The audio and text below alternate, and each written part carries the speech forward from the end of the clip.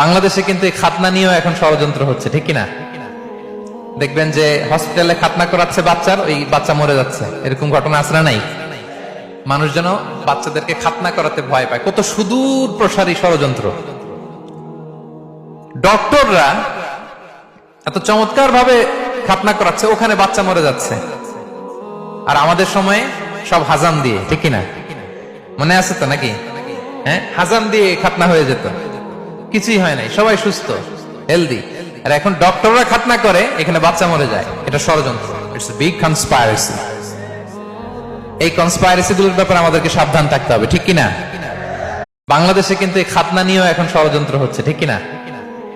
দেখবেন যে হসপিটালে খাতনা করাচ্ছে বাচ্চার, ওই বাচ্চা মরে যাচ্ছে, এরকম ঘটনা আছে না নাই? মানুষ যেন বাচ্চাদেরকে খাতনা করাতে ভয় পায়। কত সুদূর প্রসারী ষড়যন্ত্র। ডক্টররা